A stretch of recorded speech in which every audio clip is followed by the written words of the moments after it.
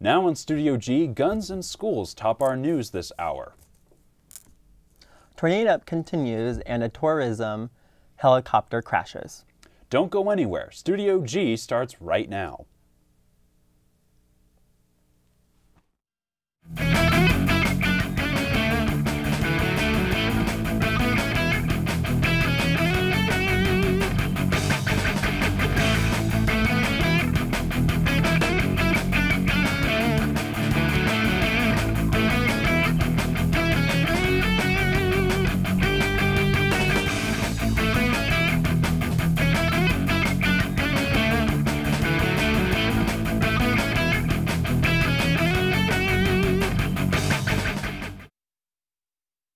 Well, so for something that I'd like to discuss before we start is the student walkout that occurred today. Thousands, hundreds of thousands of students very interesting. all across the country walking out for 17 minutes to protest the lack of political support. The idea of it sounds nice, but I just don't know if the school system will allow the students to miss the class. Oh, definitely I don't not. know what the repercussions will be. Oh yeah, for sure. I've heard that the CCSD is actually cracking down on students that participated in the walkout. Yes. You know, and which I honestly think is a little wrong. I mean, I understand why it would happen, you know, because, you know, some students might take advantage of the opportunity to just like walk out of class and never come back. But, yes, but not everybody is doing that. You have to go back tomorrow, and I don't know what those repercussions will be, and it's really nerve-wracking because it's a serious issue, but the repercussions can be serious as well.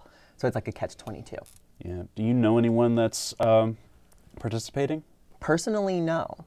Really? I have no one that I Yeah. know. Do you? Well, my brother is in high school right now, and I'm just thinking, well, we've had a talk about this at home, you know, what if he participates in the walkout? My parents said that they're fine with it, even though they disagree with him participating, but, you know, if he wants to participate, he can, though I don't think he wants to. Maybe he's more in the field of, hey, you can walk out and you can't come, and you can just keep going. Yeah, I mean, I don't know what CCSD or any school that participated throughout the country how they'll deal with it at all. Yeah, it's really tough too, especially with like, you know, the NRA and, you know, the entire U.S. government just railing against these students. I've heard actually like Republican representatives calling out the students again, the survivors of the Parkland shooting, like calling them names and stuff live in front of millions of people. It's kind of stupid, honestly. And they're calling them out because the Parkland students kind of started this movement, or just like, it doesn't even have to do anything with the fact that they're Parkland survivors. It's just they are calling stuff out about them that has nothing to do with the shooting. Like, for example, darn, I forget her name, but she came out as openly bisexual earlier, and a Republican representative basically called her a mean name, specifically about her bisexuality, live in front of millions of people. That's a very gutsy thing to do. Absolutely, for sure.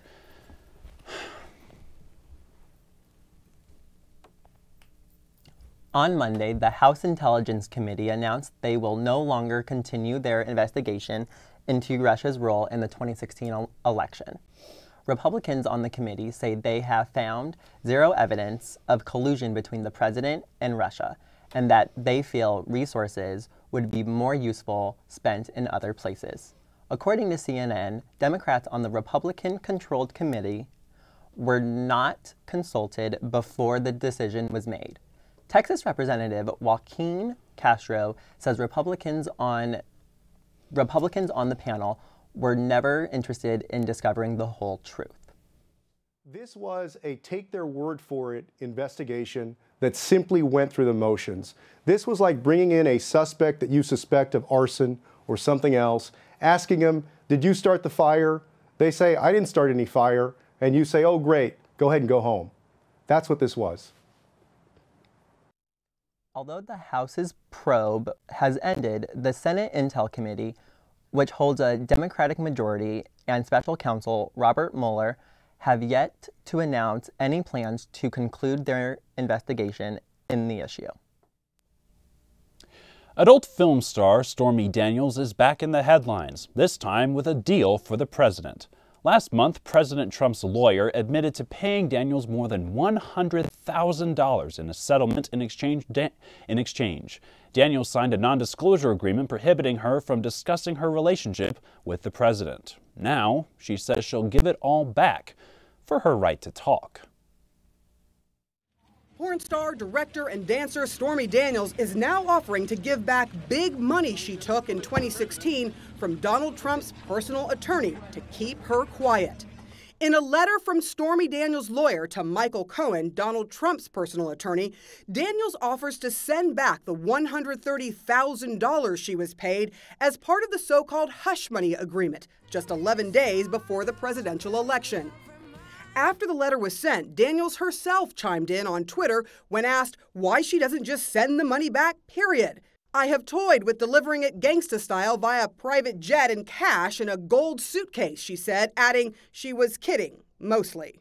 The payment was the result of a non-disparagement agreement signed to keep Daniels from revealing anything about her alleged affair with Donald Trump that she says began in 2006. Did she have a sexual relationship with the president? Yes. The offer to hand back the money comes with huge caveats. One, that giving back the money would require the entire non-disparagement agreement and side letter to be null and void.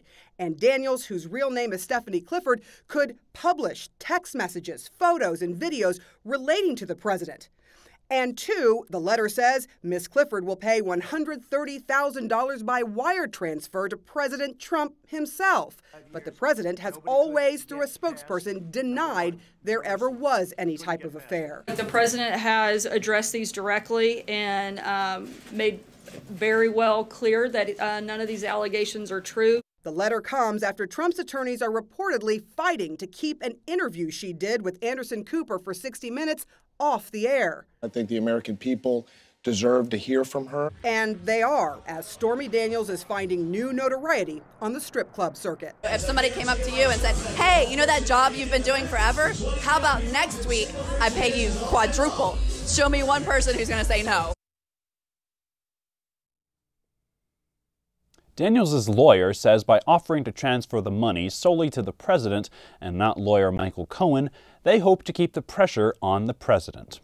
The White House has yet to comment on the deal. In the wake of the Parkland shooting, President Trump has been advocating for tighter gun control measures, but his critics now say he's backtracking after backing down from proposals to raise the minimum age requirement for firearm purchases.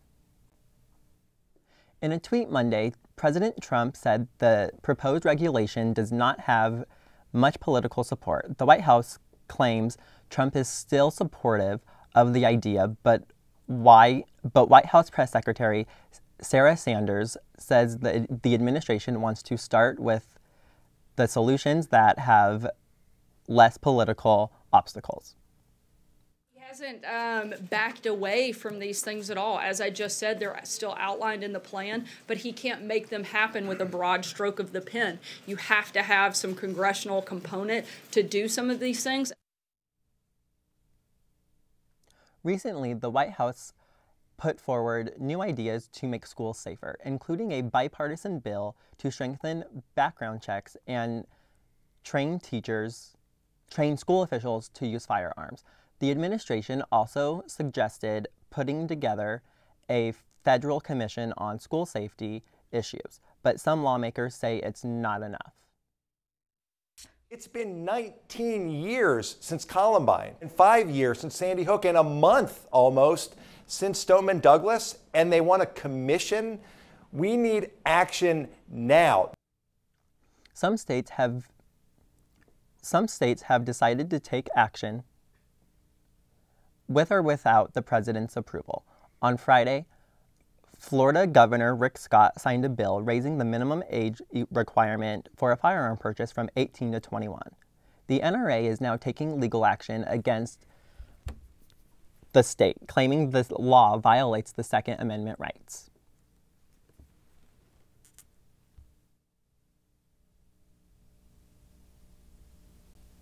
Schools across the country braced for massive student protests during today's national walkout. Many students, including some right here in the Valley, stormed out of their classrooms for 17 minutes to protest the state of gun violence in America. But one school in Georgia says students who participated in the protests could now be facing serious disciplinary action. Students should always have the right to protest, but the consequences to protesting and expressing or their, opinions is always there. But some parents say Walton High School in Cobb County is going too far, threatening students with in-school suspension or detention, Saturday school, bad marks on permanent records, or removing honor society titles. The school district would not confirm if these are disciplinary options, but Cobb School does say students who choose to disrupt normal school operations may face consequences in accordance with the Student Code of Conduct. They're trying to do something positive, so allowing them, maybe they have suspension or something like that, but for something permanent, I think shouldn't follow them when they're trying to do something positive for themselves and for the fellow students. We checked with several universities if something like this could affect admissions. Agnes Scott College President Elizabeth Kiss said in part, "We support the right of all high school students to protest peacefully. It will not affect their admission status."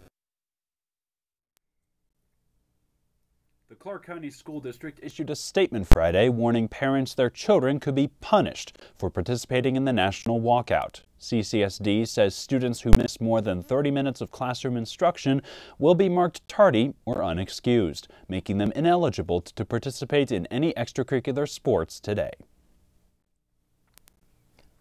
A cafe on campus is serving up great food while giving students real-life experience in the field of hospitality.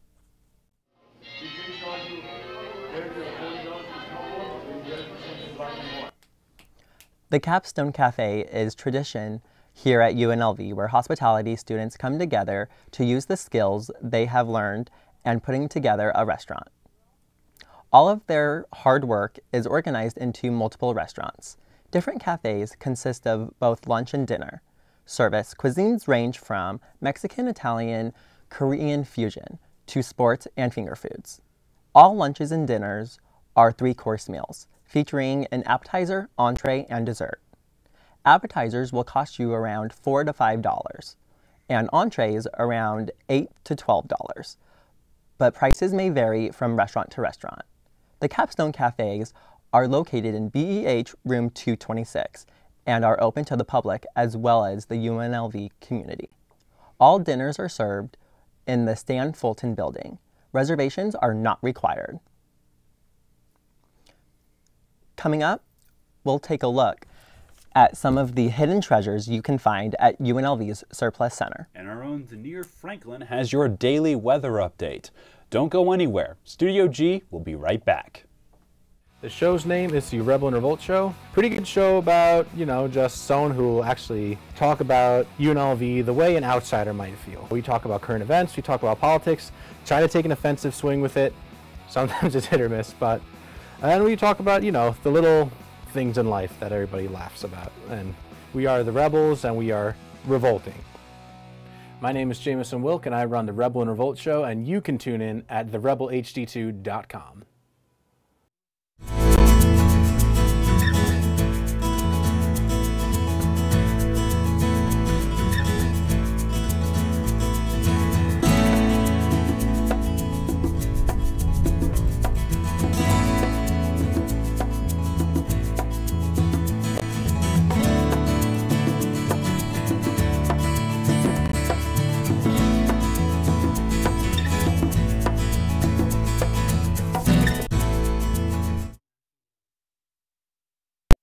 Hundreds of families were left heartbroken after an unexpected freezer malfunction at an Ohio fertility clinic damaged more than 2,000 frozen embryos.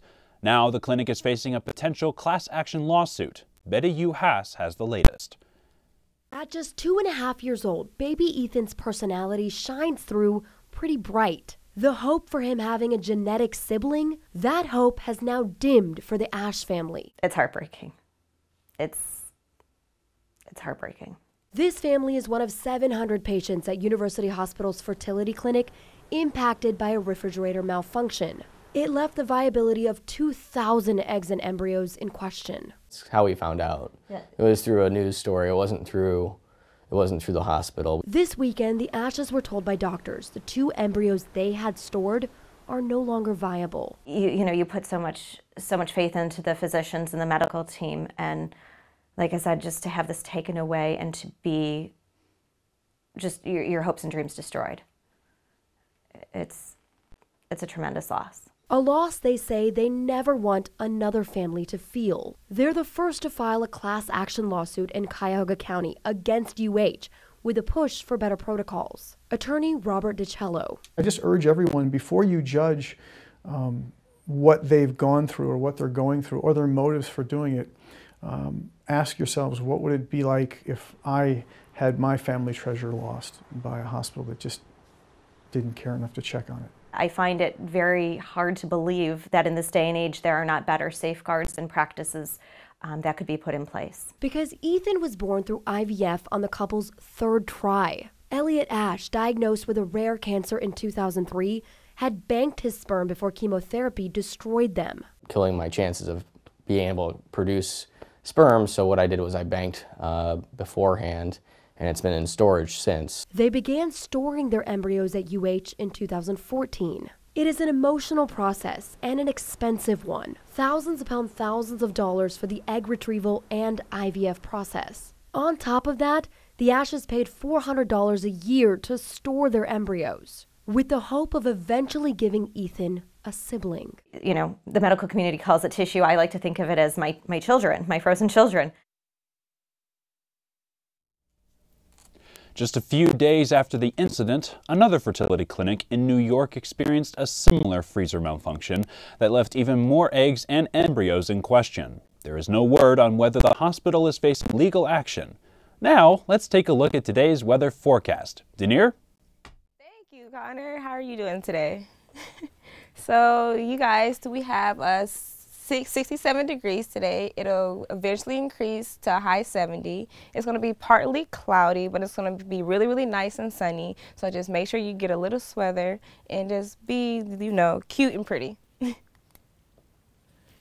Our picture for today is in regards from the students' walkout for the controversy that we're having across the country regarding teachers with guns and brutality. It's courtesy of the Las Vegas Review-Journal.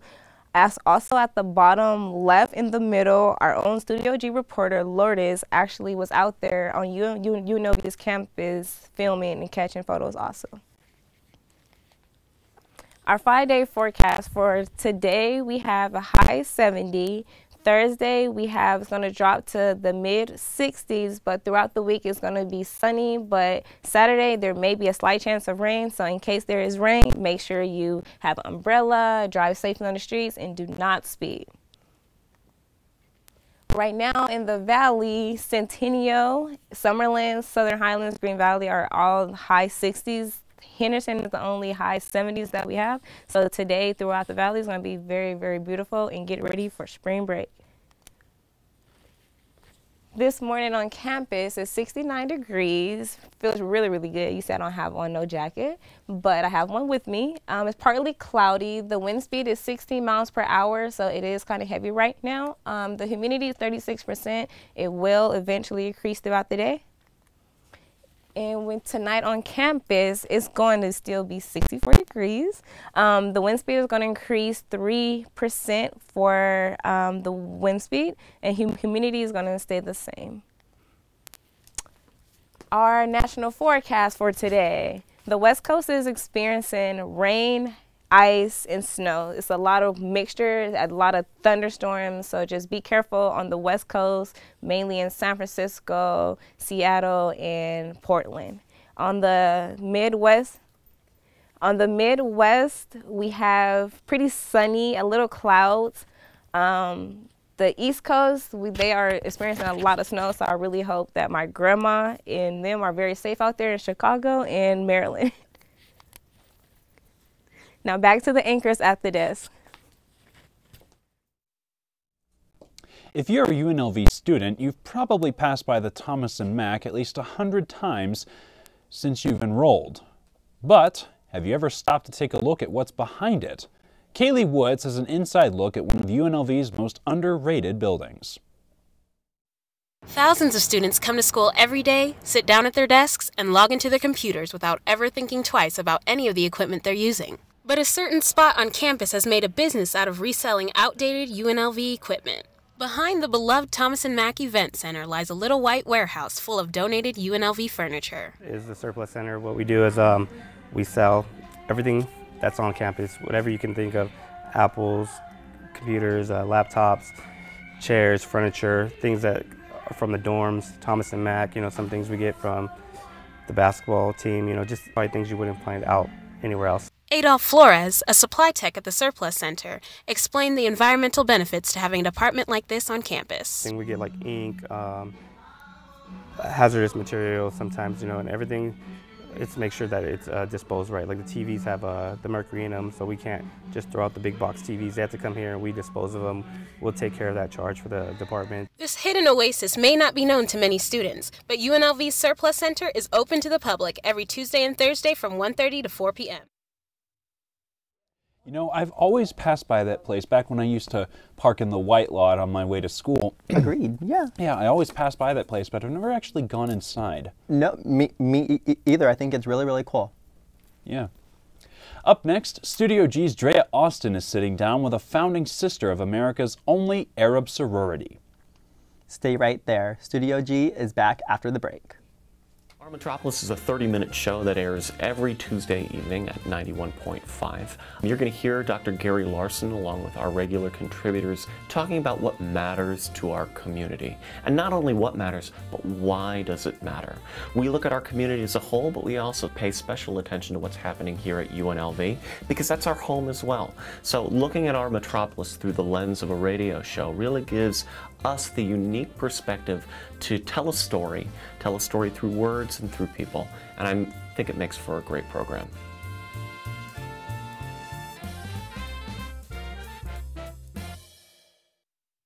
I really enjoy doing my show.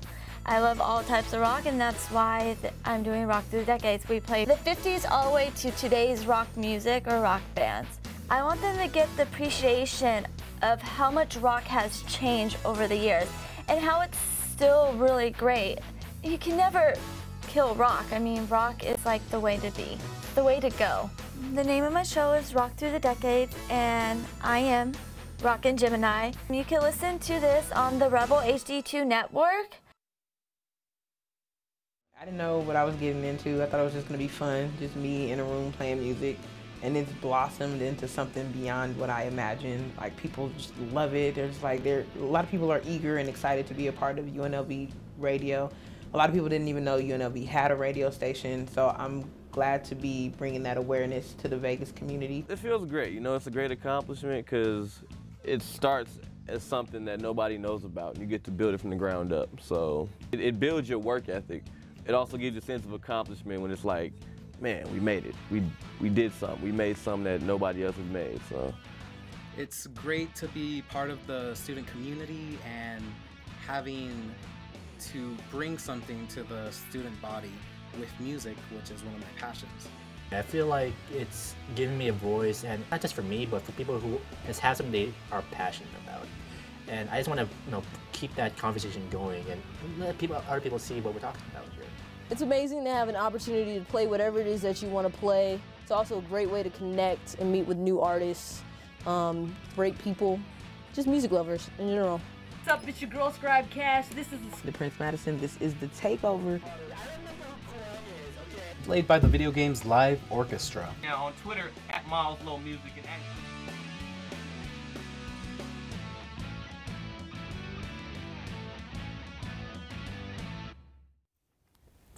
I'm Drea Austin, and today I'm sitting down with Diana Zinedine, a founder of Sister America's first and only Arab sorority, Epsilon Alpha Sigma. Welcome. Thank you for having me. Thank you for being here. So I have a quick few questions for you. You are a member of Epsilon Sigma Sorority Incorporated. Can you tell us more about the sorority? Yeah, so it's the first Arab sorority in the nation. We aim to diminish stereotypes that people tend to have on Arab American women, as well as provide more awareness on the beauty of the Arab culture and the diversity that it entails.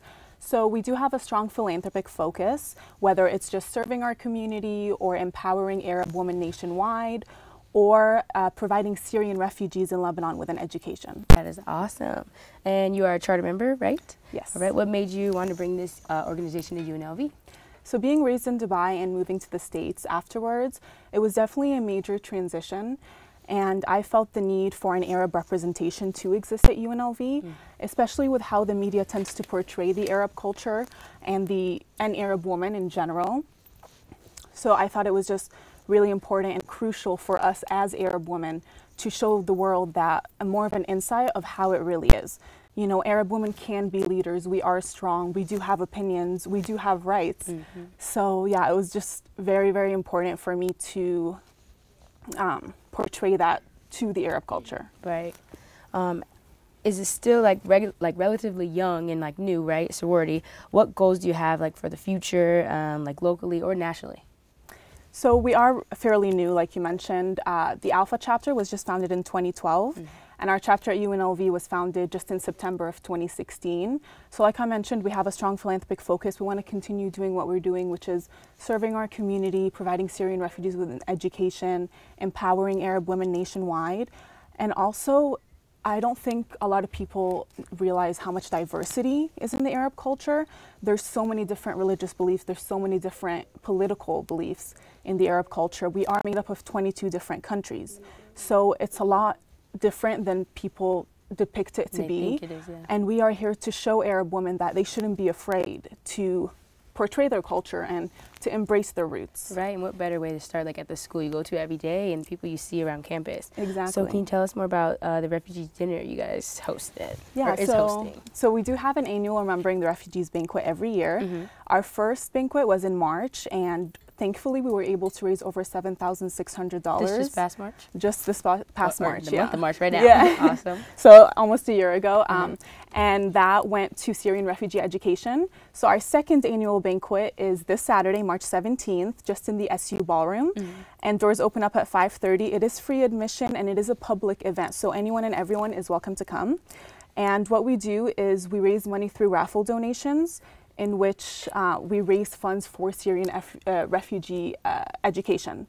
So we do have cultural live performances that are playing throughout the night as well. Awesome. And about free food. Yeah, free Middle Eastern food. Oh, Middle Eastern food. Yeah. Awesome. So it's a win-win situation. You know, it's for a great cause, and also we get to portray and broadcast our culture. Yeah. And while making a difference in the lives of these refugee children, we partnered up with the Friends of KUNV, and they are a Lebanese NGO dedicated to building classrooms and empowering these refugees. Right. So especially with these refugees coming from post-war traumas, it's very important and very rewarding for us as an organization to know that we can contribute so much to their future and their education. Well, we thank you so much for what you do in our school with your chapter, your sorority, and like just for having these dinners and having options for people to come out, for the public to come and join you guys also. Thank you. Yeah, no problem. So if you want to learn more about the Epsilon Alpha Sigma sorority, you can look on, it should be on the screen here, but we'd like to thank Diana for coming out today, and we wish you the best. Thank you. And we're going to toss the break and we'll be right back. You don't get to do an internship, you have to do an internship. It's one of the requirements for a journalism major. You have to do an internship before you can graduate. Definitely having an internship as a requirement really helps push yourself out there and to just remind you that your graduation is coming up soon. You're going to have to need some work experience in your career. So it's really good to put yourself out there early on, and they tend to help students a lot more. So when you do a student internship, it really helps out a lot.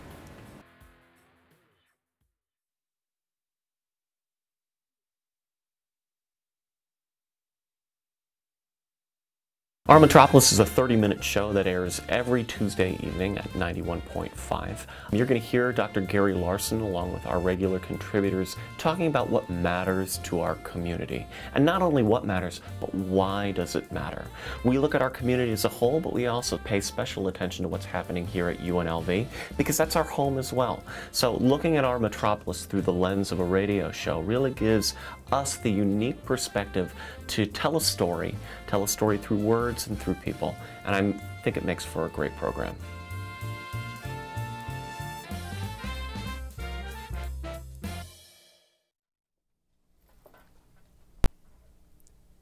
Beyonce and Jay-Z are at it again. On Monday, the power couple announced they'll be teaming up for a joint summer tour.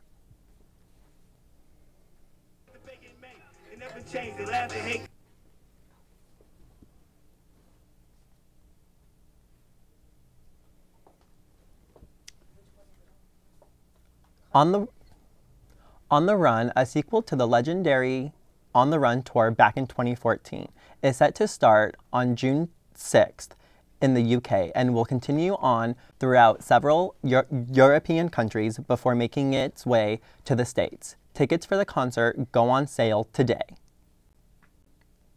There are more than 400,000 kids in foster care in the United States. But one Missouri couple is helping change that statistic by adopting 4 teenagers into their family. Krista Dubill has the story. We helped to put everything together. It took us students 7 months to go from the idea to what we have today, and that was reaching out to sponsors to be able to get them to come out, and also getting all of our artists to come out.